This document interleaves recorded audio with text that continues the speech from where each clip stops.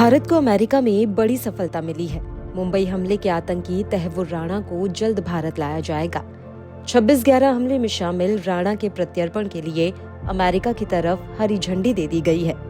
अमेरिकी कोर्ट में इसे भारत की बड़ी जीत के रूप में माना जा रहा है।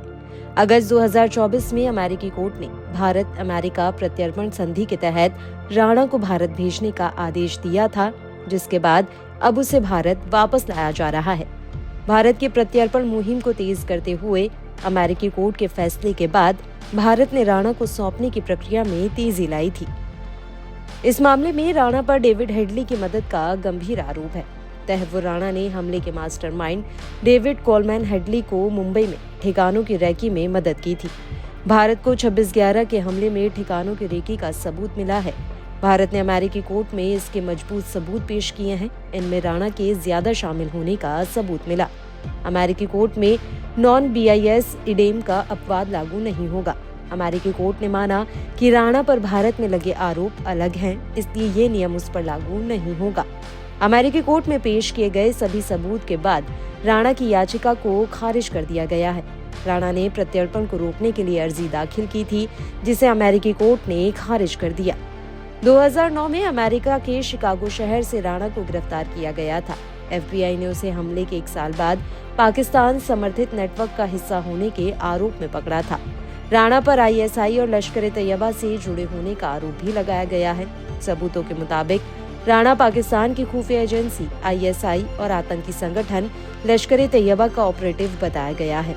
आपको तहव्वुर राणा के बारे में बताते चलें कि तहव्वुर राणा का जन्म पाकिस्तान में हुआ था। उसने आर्मी मेडिकल कॉलेज में पढ़ाई की और पाकिस्तान आर्मी में 10 साल तक बतौर डॉक्टर काम किया।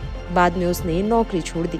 तहव्वुर राणा अभी कनाडा का नागरिक है। अदालती दस्तावेजों के मुताबिक उसने कनाडा, पाकिस्तान, जर्मनी और इंग्लैंड की यात्राएं की हैं और वहां रह रहा है। दस्तावेज बताते हैं कि 2006 से लेकर नवंबर 2008 तक तहव्वुर राणा ने पाकिस्तान में डेविड हेडली और दूसरे लोगों के साथ मिलकर साजिश रची। आतंकी हेडली इस मामले में सरकारी गवाह बन गया है। तहव्वुर राणा और डेविड हेडली बचपन के दोस्त थे। हेडली ने मुंबई हमलों के लिए जगहों की पहचान की और राणा ने उसे हर तरह की मदद की। जांचकर्ताओं के अनुसार मुंबई में हमला करने वाले आतंकियों ने राणा द्वारा तैयार किए गए ब्लूप्रिंट पर काम किया। अब अगर तहव्वुर राणा को भारत लाया जाता है तो ये 26/11 हमलों के पीड़ितों और उनके परिवारों के लिए न्याय की दिशा में एक बड़ा कदम होगा। राणा पर आतंकवाद और देश के खिलाफ युद्ध छेड़ने जैसे गंभीर आरोप हैं। उसका प्रत्यर्पण न केवल भारत की न्याय प्रणाली को मजबूत करेगा, बल्कि आतंकवाद के खिलाफ वैश्विक लड़ाई में भी एक महत्वपूर्ण संदेश देगा।